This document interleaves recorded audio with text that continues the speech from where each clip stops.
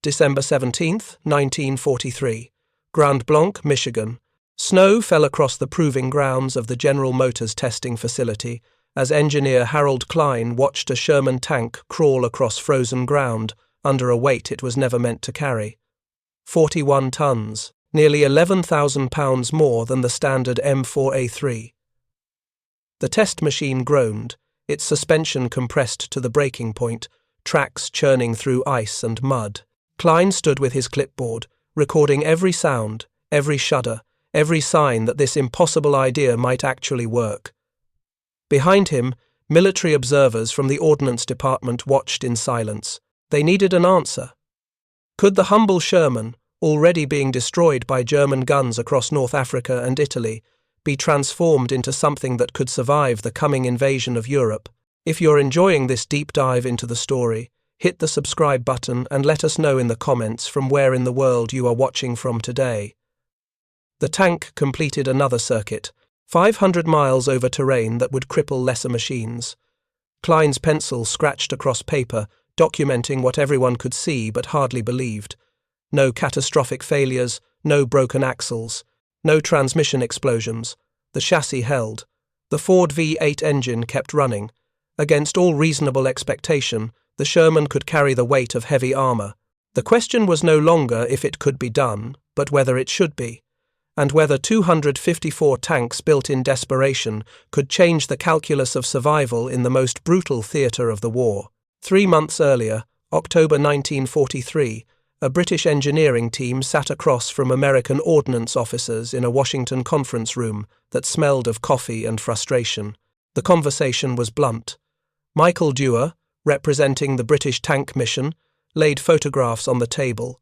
Shermans burning in Sicily, Shermans torn apart at Salerno, crews killed by 88mm guns that could penetrate frontal armor from distances the Americans couldn't even return fire.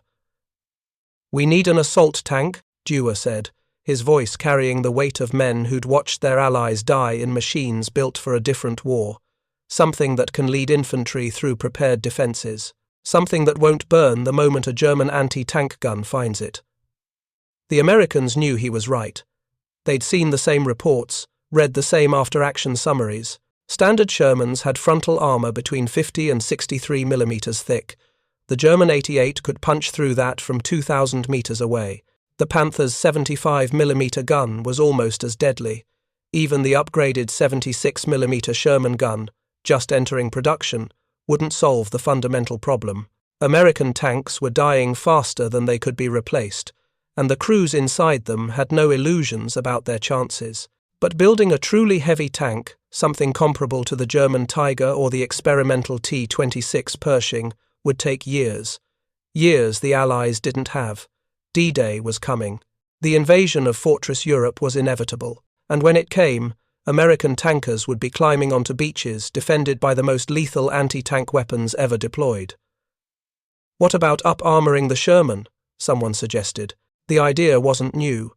The British had proposed it before, back in 1942, suggesting extra armor plates welded onto the M4 hull. The Americans had rejected it then, citing weight concerns, mobility issues, the belief that tank destroyers and air superiority would handle German armor. That belief had proven catastrophically optimistic. The room fell silent as engineers did mental calculations. Adding enough armor to stop an 88 meant adding thousands of pounds. The suspension would need reinforcement. The engine would struggle. The entire chassis might buckle under stress. And even if it worked, production would be agonizingly slow compared to the need. But the alternative was sending more men to die in tanks that couldn't protect them. General Gladion Barnes, Chief of Research and Engineering for the Ordnance Department, finally spoke. "We need it," he said, his voice carrying a resignation born of impossible choices. "The heavier tanks have been delayed. This is a stopgap. This Sherman would have the armor of a heavy tank and would be very much overloaded." He paused, choosing his words carefully. "I'm going to try to see that no more of these are built than absolutely necessary." It was December now, and the testing continued. Harold Klein and his team pushed the weighted Sherman through conditions that would have destroyed most vehicles. They monitored spring compression, measured track wear, calculated fuel consumption. The M4A3 chassis, powered by the Ford GAA V8 engine, proved surprisingly resilient. It was the most robust Sherman variant, chosen specifically because it could handle punishment, but handling test weights in Michigan was different from carrying actual armor plate into combat against guns designed to kill tanks. The decision came down in early March, 1944. The Ordnance Technical Committee met to review Klein's data and make a final recommendation. Lieutenant Colonel William Harrison presented the findings. 500 miles. No abnormal failures. The chassis could support 41 tons if, and this was critical, only limited operation is to be encountered. Translation: these tanks wouldn't last forever. The suspension was overtaxed. The drivetrain was stressed beyond design limits. But for an assault role, for breaking through fixed defenses, for leading columns into the teeth of German resistance, they might survive long enough to matter. We recommend, Harrison concluded, that the M4A3 tank with heavier armor be designated medium tank M4A3E2. The E stood for experimental. A designation that should have meant test vehicles only, prototype machines never intended for frontline service. But there was no time for proper development cycles, no luxury of refining the design through multiple iterations. The experimental tank would go straight to war. On March 23, 1944, the order was approved, 254 units, 250 for overseas shipment to Europe, 4 for additional testing. Every single one to be built by the Fisher Body Division of General Motors at their Blanc tank arsenal in Michigan. Fisher received the contract with unusual instructions. Due to the urgent need, certain requirements of applicable specifications will be waived for the total of 254 vehicles. The U.S. government, desperate for assault tanks before D-Day, was trusting Fisher to build them right without the normal testing and inspection regime. It was an extraordinary show of faith in a company that had been making car bodies 3 years earlier. Now they would build tanks that needed to stop the most powerful anti-tank guns in the world. The engineering challenge was both simple and staggering. Take a standard M4A3 Sherman hull, weld 1.5 inches of additional rolled armor plate to the upper front glacis. Do the same to the sides. The result? 4 inches of frontal armor, angled at 47 degrees. 3 inches on the sides. When calculated for line-of-sight thickness accounting for the angle, the glacis became nearly 6 inches of effective armor, thicker than a Tiger I. Heavier than anything short of the massive King Tiger that was just entering German service. But armor was only part of the transformation. The turret presented its own problems. Fisher engineers designed a custom turret based on the T-23 medium tank program, but massively up-armored, 6 inches thick on all sides. The gun mantlet, the armored shield surrounding the main gun, received an additional 5 inches of welded plate, creating a monstrous 11-inch thick mass that covered 3/4 of the turret front. This single piece of steel weighed more than some nations' entire light tanks. The pistol port, a small opening in standard Sherman turrets that allowed crews to fire sidearms at infantry, was eliminated. Every opening was a weakness, and this tank had no room for weakness. The 75mm M3 gun was retained rather than the newer 76mm. This puzzled some observers. The 76 had better armor penetration, seemingly perfect for an assault tank expected to fight other armor. But the 75's high explosive shell carried twice the explosive filler. For an infantry support role, for destroying bunkers and fixed positions, for suppressing anti-tank guns, the 75 was superior.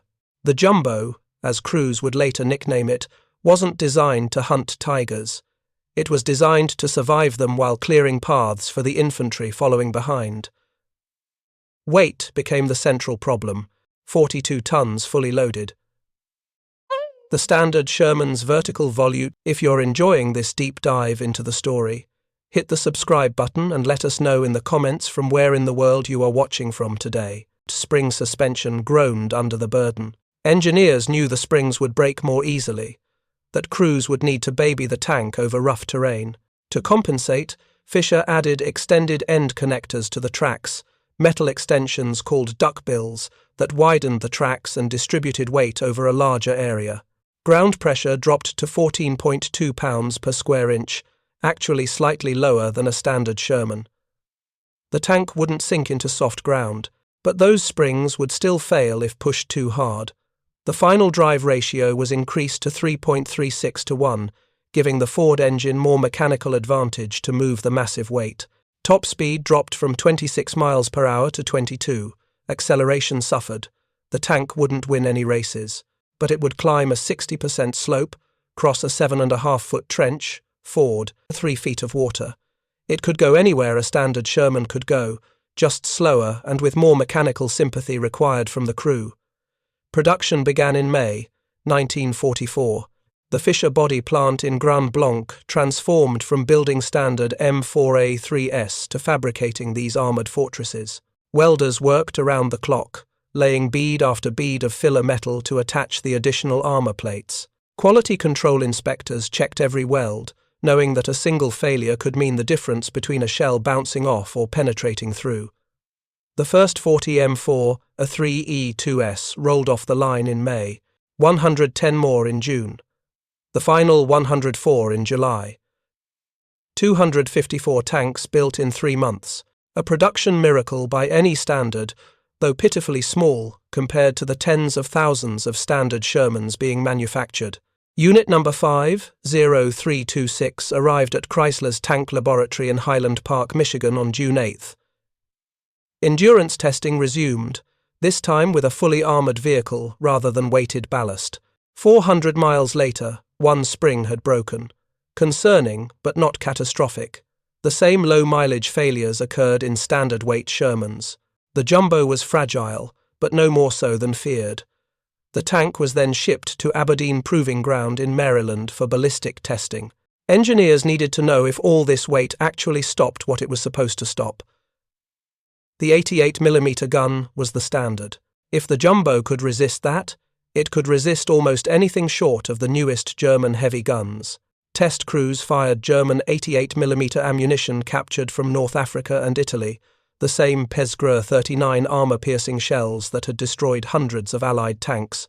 They aimed at the glacis, at the turret front, at the massive mantlet. From 500 metres, from 1,000 metres, from 1,500 metres, the armour held. Shells that would have punched through a standard Sherman and killed the entire crew ricocheted off or shattered against the jumbo's face-hardened steel. Even at relatively close ranges, the angled glacis and sheer thickness proved nearly impervious. The turret absorbed hits that would have decapitated lesser tanks. The 11-inch mantlet laughed at 88mm shells, sending them spinning into the Maryland dirt. There were limits, of course. At very close range, under 300 metres, an 88 could potentially penetrate if it struck perfectly perpendicular to a flat surface. The new German 88mm L71 gun on the King Tiger had even better performance, and the sides, though thicker than standard, were still vulnerable. This wasn't invincibility, it was survivability. A jumbo crew hit from the front would likely live. Their tank might be damaged, repairable. In a war where Sherman crews had a 1 in 4 chance of being killed or wounded, those odds felt like a miracle. But the tanks were arriving too late for D-Day. The first vehicles reached New York Port on August 14, 1944, 2 months after Normandy. 2 months after American tankers had learned the hard way what hedgerow fighting meant, what it cost to advance through bocage country, where every field was a potential kill zone. On August 29th, the 12th Army Group was informed that 250 M4A3E2 assault tanks had been released and would reach the European Theatre of Operations in September. The 3rd Armoured Division immediately requested 150 jumbos. They'd been fighting since Normandy, losing tanks to ambushes, to Panzerfausts fired from hedgerows, to 88mm guns hidden in tree lines. They knew exactly what an up-armoured Sherman could mean, but there were only 254 total. Distribution would be carefully controlled. The first 128 jumbos arrived in France via Cherbourg on September 22nd. Dock, workers and tank crews stared at the newcomers. They looked like Shermans, but wrong somehow. Thicker. Squatter. The turrets were massive, the glacis plates unnaturally steep. One tanker ran his hand along the frontal armour and whistled low. 4 inches, someone said. They welded 4 inches to the front. Will it stop an 88? The question everyone wanted answered. Testing says yeah, from the front anyway. The first 36 tanks were issued to 1st Army on October 14th, 15 to the 743rd Tank Battalion, 15 to the 745th, 6 to the 746th. Each battalion received strict instructions. These tanks were to lead assaults, to spearhead columns, to absorb the first volley of enemy fire that would normally annihilate the point tank. They were sacrificial in purpose, but designed to survive the sacrifice. Lieutenant Robert Henderson of the 745th Tank Battalion took command of one of the first jumbos issued to his unit. At 24, he'd already survived 3 knocked-out Shermans, each time walking away from burning wreckage that killed at least one of his crew. He climbed into the jumbo's turret and immediately felt the difference. The armour was palpable, present in a way standard Sherman armour never was, thick enough to see, to run your hand along, to believe in. It's heavy, his driver called up from below. I can feel it in the controls. Can you drive it? Yeah, just different. Like pushing a building instead of a car. Henderson's loader, a kid from Ohio named Miller, wedged himself into position and stared at the reduced interior space. All that armour came from somewhere. The fighting compartment was tighter, more claustrophobic, less room for ammunition storage, less room to move. But the armour was right there, inches from your face, thick enough to matter. Think it'll actually stop an 88? Miller asked. Henderson had been asking himself the same question since they'd been issued the tank.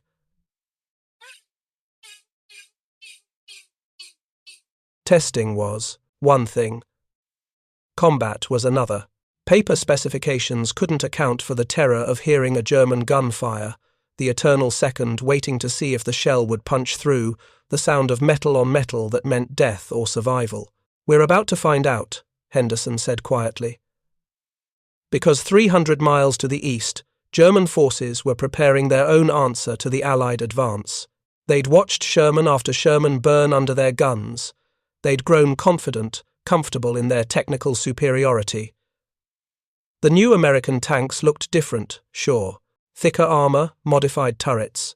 But they were still Shermans, still gasoline-fueled fire traps, still inferior to German engineering. The jumbos began filtering into frontline units throughout October and November. They appeared at Aachen, supporting the 1st Infantry Division's assault on Germany's ancient imperial city. They rolled through the Hürtgen forest, where standard Shermans had been dying in horrific numbers against prepared German positions.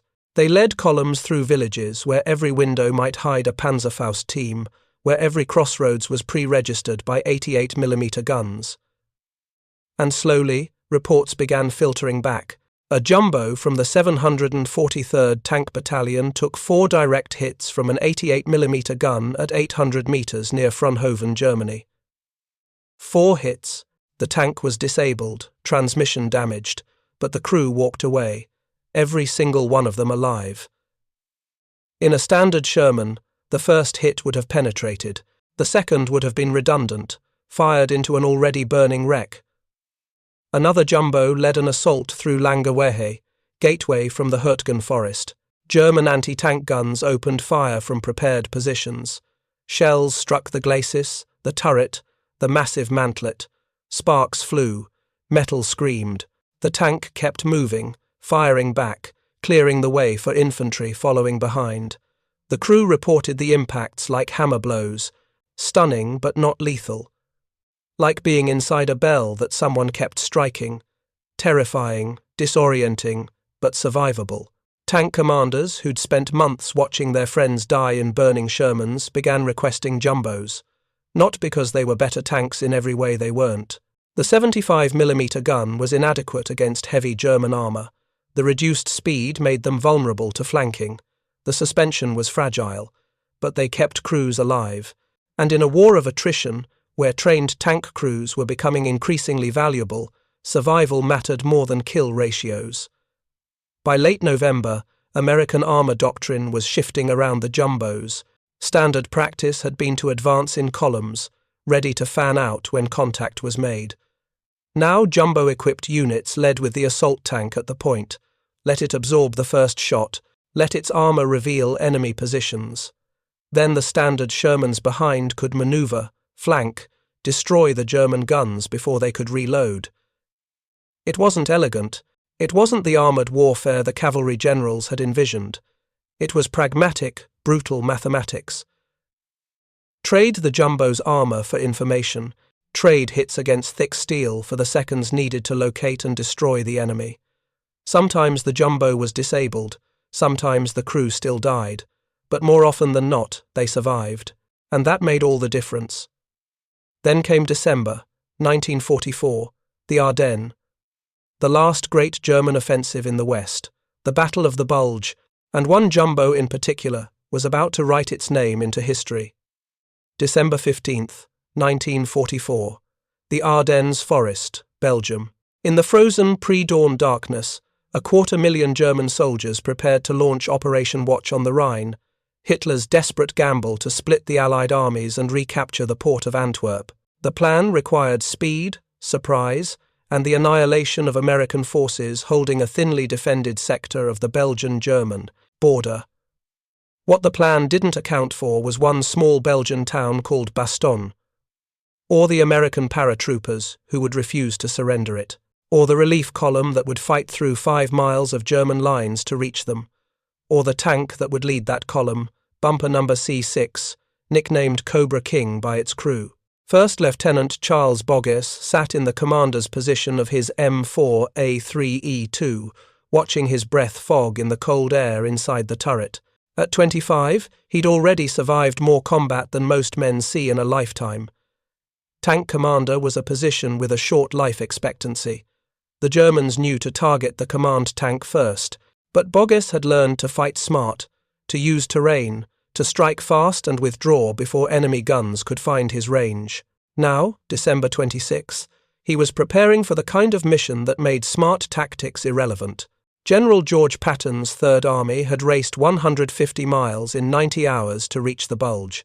The 4th Armoured Division, led by Colonel Creighton Abrams, had fought through German resistance for the past week, clawing toward Bastogne where the 101st Airborne Division was surrounded and running low on ammunition, medical supplies, and hope. 5 miles of frozen roads, small villages, and entrenched German forces who knew exactly what the Americans were trying to do. The Germans controlled 2 small towns, blocking the secondary road into Bastogne, Cloquimont, and Assenois. Beyond Assenois, the road climbed a ridge through heavy woods filled with anti-tank guns, machine gun nests, and infantry dug into positions they'd spent days preparing. Captain Bert Ezel, commanding officer of C Company, 37th Tank Battalion, assembled his commanders for the final briefing. The plan was simple in the way that suicidal missions are often simple. Drive straight through, don't stop, fire at everything. The column would consist of Cobra King leading, followed by a mix of standard Shermans and half-tracks carrying infantry from the 53rd Armoured Infantry Battalion. "We're going through fast," Ezel said, his voice carrying the flat certainty of a man who'd already accepted the cost. "All guns firing, straight up that road. We hit them before they can get set." He looked at Boggess. "Your point. Your jumbo takes the first hit. Everything behind you follows and fires left and right. We don't stop until we're in Bastogne." Boggess nodded. This was exactly what the jumbo was designed for. Take the hit, survive, keep moving. He climbed into Cobra King and checked his crew. Driver Private Hubert Smith, quiet and competent, the kind of man who could coax movement out of a tank that should have stopped hours ago. Assistant driver and bow gunner Private Harold Hafner, young but steady under fire. Loader Private James Murphy, quick hands and quicker instincts. Gunner Corporal Milton Dickerman, who'd been with Boggess since France, and could put a 75mm shell through a window at 500 yards. "Everyone good?" Boggess asked. Murmurs of affirmation. They knew what was coming. They'd been fighting since Normandy. They knew the sound of German guns, the smell of cordite and burning fuel, the way time slowed down when shells were incoming. They knew that Cobra King's armor might save them, or it might not. Either way, they were going. The column formed up in the afternoon of December 26th. Cobra King at the point, its massive turret traversing slowly as Dickerman scanned for targets. Behind it, a dozen more Shermans and half-tracks filled with infantry who would dismount and clear buildings once the tanks broke through. Above them, the sky was clearing after days of overcast. Aircraft circled, dropping supplies to the besieged paratroopers. Boggess could see the parachutes blossoming white against grey clouds. "Let's go," came the order over the radio. Cobra King's engine roared, the Ford V8 straining against 42 tons of steel. Smith eased the tank forward, feeling the heavy resistance in the controls. The extended end connectors on the tracks bit into frozen ground. The column began to move. They covered the first 2 miles without contact. The Germans were waiting, letting the Americans commit to the road, to the attack, before springing the trap. Then Cloquimont appeared ahead, a small village of stone houses and narrow streets. Boggess barely had time to identify the first building before muzzle flashes erupted from windows.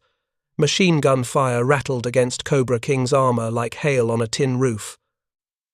Harmless, but the machine guns were just ranging fire, getting the Americans to reveal themselves. Somewhere behind those stone walls were the real killers.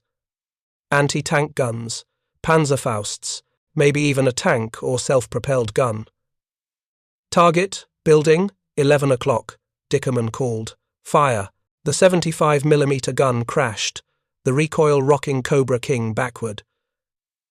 Murphy was already loading the next shell before the first one impacted.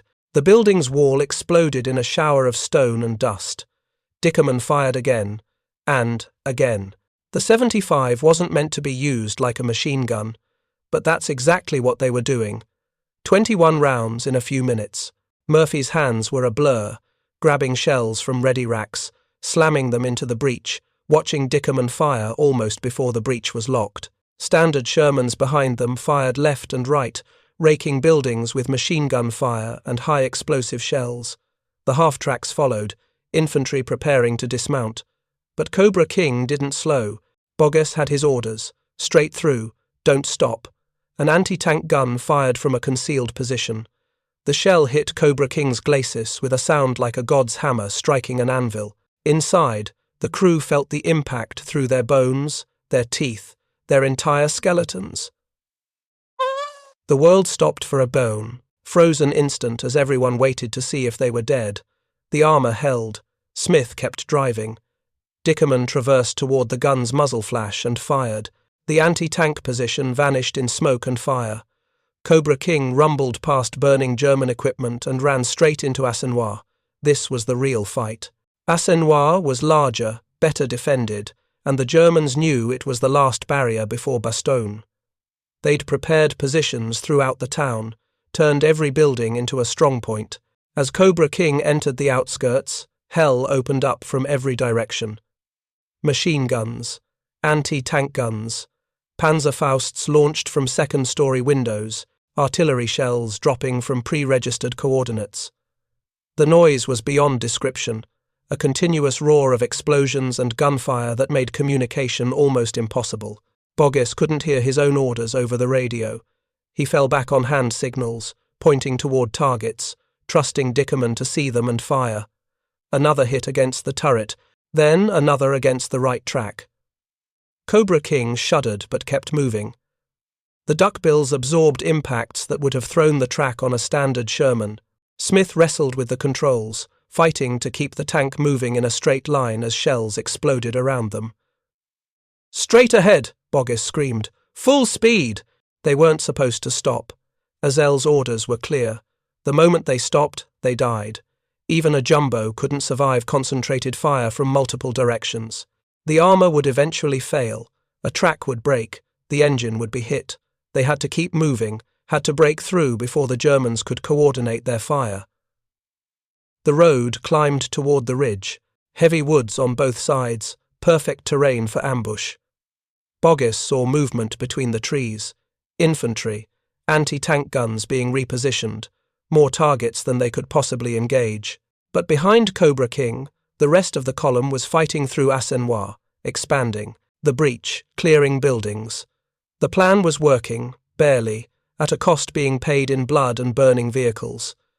Then, through the smoke and chaos, Boggis saw something that made his heart stop. American soldiers, combat engineers, moving forward with rifles and demolition charges, assaulting what looked like a concrete pillbox. But were they actually Americans? German infiltrators had been dressing in captured US uniforms, speaking English, causing chaos behind Allied lines. Trust the wrong soldiers, and you might find a Panzerfaust rocket in your face. Boggis ordered Smith to slow. The jumbo approached the engineers cautiously. Through his periscope, Boggis studied their uniforms, their weapons, their movement. They looked American, but so did German infiltrators. One of the engineers broke away from his squad and walked toward Cobra King. He didn't run, didn't take cover, just walked, like a man who'd been waiting for this moment and wasn't about to waste it on fear. He reached the tank and stuck out his hand to Boggis. "I'm Lieutenant Webster of the 326th Engineers, 101st Airborne Division," the man said, his voice hoarse from days of fighting. "Glad to see you." Boggis felt something break loose in his chest. Relief, triumph, the knowledge that they'd actually done it. 5 miles through German resistance, through Cloquimont and Assenois, through artillery and anti-tank fire, and Cobra King had brought them through alive. It was 4:50 p.m., December 26, 1944. The siege of Bastogne was broken. The photograph was taken hours later, after the fighting had died down enough for the Army's public relations officers to stage a proper victory image. Cobra King sat in Bastogne's streets, its crew posing alongside division commanders. Someone had chalked "First in Bastogne" on the left side of the glacis, large enough to read in newspaper photographs. The image would run in papers across America, proof that Patton's Third Army had accomplished the impossible. But the photograph didn't show the full story, didn't show the 4 separate impact craters on Cobra King's armor, where German shells had struck and failed to penetrate, didn't show the damaged track that needed replacement, the stressed suspension springs, the way the crew's hands still shook hours after the battle, didn't show Private Miller from the 101st Airborne who'd hugged the tank's armor and wept because he'd believed, truly believed, that they were all going to die in Bastogne. The jumbo had done exactly what it was designed to do. It had absorbed punishment that would have destroyed a standard Sherman. It had kept its crew alive through conditions that should have killed them. And in doing so, it had proven that American engineering could answer German technical superiority, not with elegance, not with innovation, but with brutal, practical effectiveness. Boggis and his crew remained with Cobra King through the rest of December and into January. The Germans counterattacked repeatedly, trying to re-establish the siege. Each time, American armor pushed them back. The jumbo led these counterattacks, its thick armor making it the obvious choice for point duty. The crew grew accustomed to the sound of shells bouncing off, the way impacts would ring through the fighting compartment, like being inside a struck bell. In February 1945, Cobra King received a field modification that was becoming increasingly common. The 75mm gun was removed and replaced with the high-velocity 76mm M1. The upgrade came from a damaged Sherman with the newer gun. Ordnance crews simply swapped the entire gun mantlet, giving the jumbo genuine anti-tank capability for the first time. With the new gun, Cobra King became genuinely dangerous to German armor. The 76 could penetrate a Panther's side armor from reasonable distances. It could threaten even Tigers if the range was close and the shot was good. Combined with armor that could resist German guns, the upgraded jumbo represented what the Sherman should have been from the beginning. A balanced design that protected its crew while giving them the tools to fight back effectively. But the modification created a strange problem. With the 76mm gun installed, Cobra King looked almost identical to a standard M4, WWII-376. The distinctive jumbo silhouette was masked by the longer gun barrel. German gunners, accustomed to targeting Shermans based on appearance, couldn't tell which tanks had the heavy armor and which didn't. This worked to the Americans' advantage. Let the Germans waste their first shot on a jumbo, thinking it was a regular Sherman. The armor would hold, and return fire would be immediate. The 4th Armored Division pushed into Germany in March, through the Siegfried Line, across the Kyle River, fighting toward the Rhine. Cobra King was just another tank now, the chalk inscription long since weathered off. The crew changed as men rotated out or were transferred. The tank's historical significance was temporarily forgotten in the daily grind of combat. They crossed the Vera River in April, then the Saale 11 days later. The division chased retreating German forces eastward, advancing so fast that logistics struggled to keep up with fuel and ammunition demands.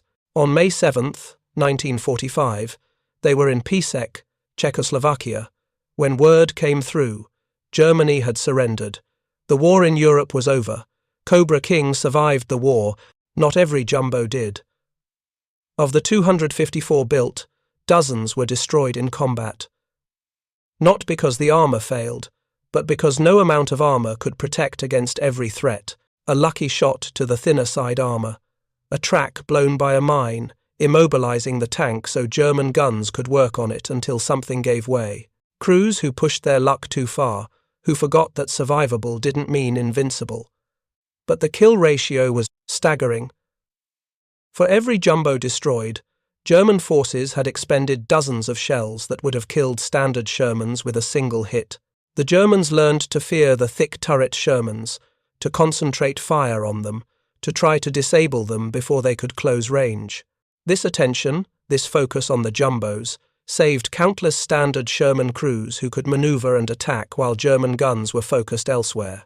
The data, when compiled after the war, told a clear story. Tank battalions equipped with even a few jumbos suffered measurably fewer casualties than those with only standard Shermans.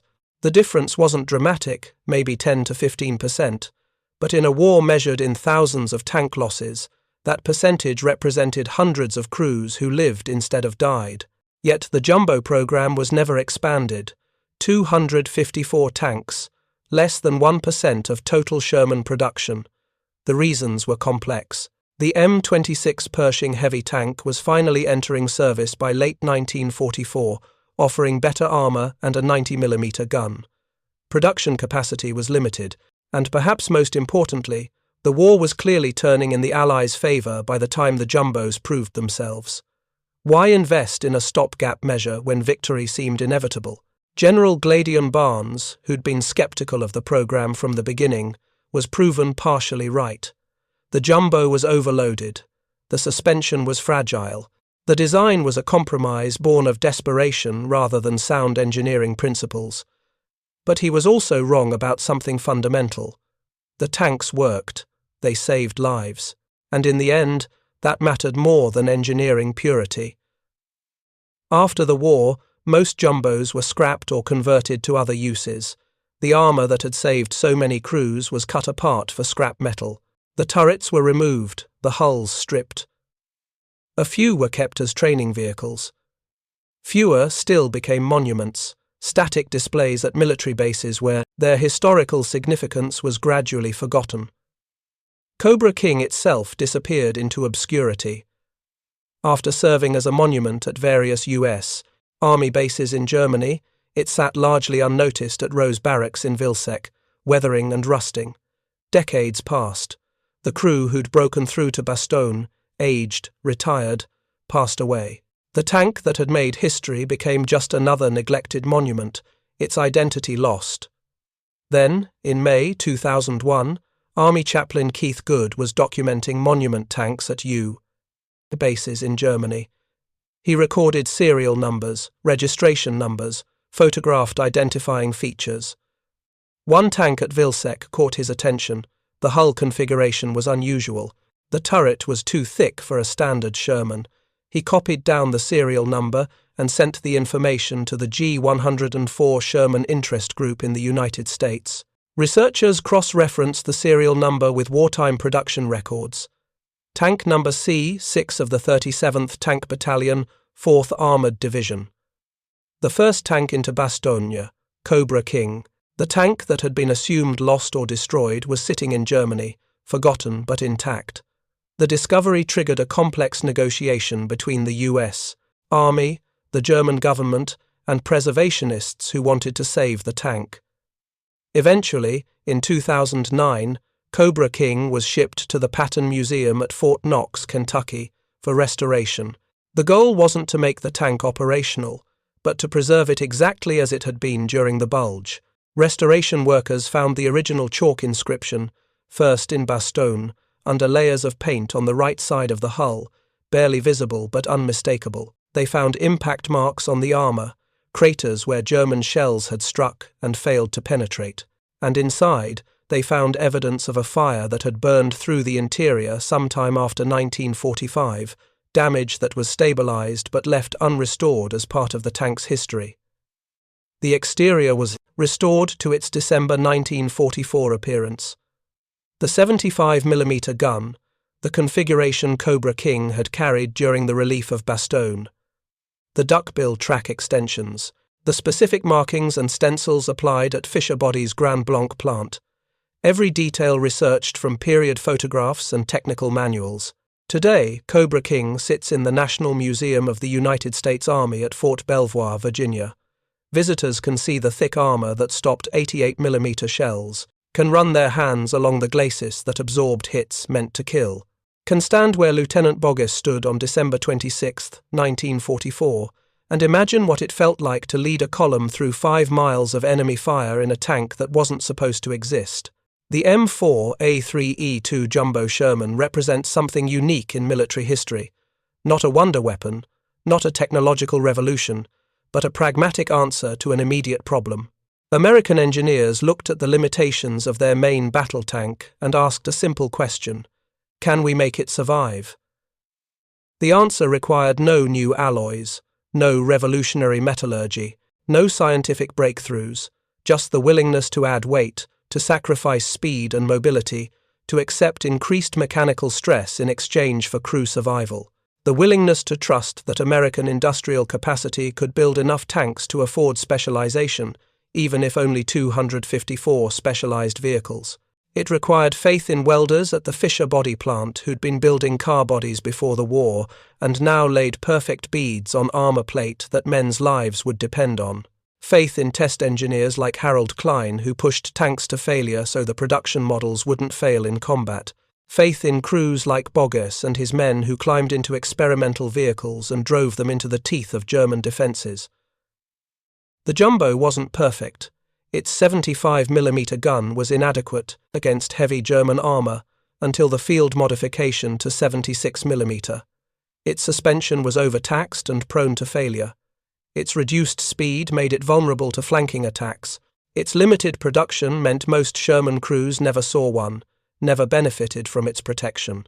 But for the men who did crew them, for the infantry who followed behind them, for the tank battalions that used them to spearhead assaults, the Jumbo represented something more valuable than perfect engineering. It represented the chance to survive. In a war where Sherman crews had watched their friends burn in vehicles that caught fire from single hits, where the sound of an 88mm gun firing meant almost certain death, the Jumbo gave them armor they could believe in. The engineering lessons weren't lost. Post-war American tank design incorporated the Jumbo's insights. The M26 Pershing, and later the M46 Patton, emphasized crew protection alongside firepower. The concept of specialized variants for specific roles became standard doctrine, and the idea that tank crews deserved protection equal to their enemy's firepower gradually replaced the earlier assumption that superior numbers could compensate for inferior armor. But perhaps the most important legacy wasn't technical. It was psychological. The Jumbo proved that American industry could adapt, could respond to battlefield realities faster than peacetime procurement cycles would ever allow. 254 tanks from concept to combat in less than a year. No extensive development program, no years of testing and refinement. Just a problem, a solution, and the industrial capacity to make it real. Fisher Body's workers in Grand Blanc, Michigan, many of them women who'd never welded before Pearl Harbor, built tanks that stopped the most powerful anti-tank guns in the world. They worked triple shifts, laid millions of inches of weld bead, assembled machines that would face the Wehrmacht's finest and survive. And they did it fast enough to matter, well enough to save lives, consistently enough to produce 254 nearly identical vehicles in 3 months. That capacity, that ability to identify a need and fill it through sheer industrial will, was perhaps America's greatest weapon. Not the Sherman itself, not even the jumbo, but the system that could produce 50,000 Shermans and then, when battlefield experience demanded something different, produce 254 heavily armoured variants without disrupting main production. Germany couldn't do that. Their tank production was artisanal by comparison, each vehicle taking longer to build, requiring more specialised components, less standardised, and thus less repairable in the field. When a Tiger broke down, and they broke down frequently, getting it back in action required parts that might not fit other Tigers, might not exist in forward supply depots, might need to be manufactured specifically for that vehicle. When a Sherman broke down, parts were everywhere. Engines, transmissions, tracks, road wheels, all standardized across variants. A broken Sherman could be cannibalized to repair 3 others. And if the tank was a total loss, the crew could be assigned a replacement that was functionally identical within hours. The jumbo was different enough to require special consideration, true. The heavier armor changed the stress points, meant different failure modes. But the basic chassis, the engine, the transmission, most of the components were standard Sherman parts. A jumbo could be serviced by any mechanic who knew Shermans. It could receive replacement parts from standard supply chains. It was special, but not so special it couldn't be supported.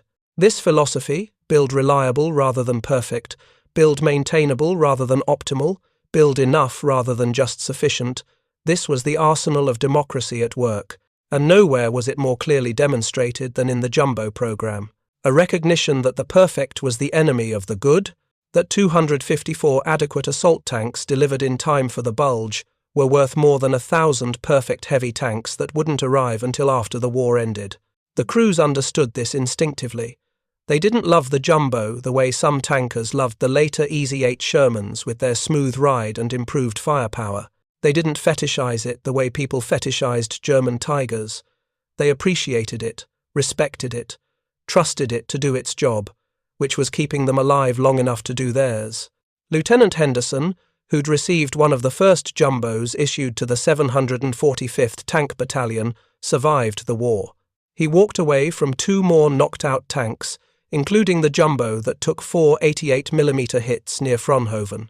After the war, he was asked what he thought of the M4, a 3E2. It was overweight, he said. Slow. The suspension was always breaking. The 75 couldn't kill a Panther from the front. He paused, choosing his words carefully.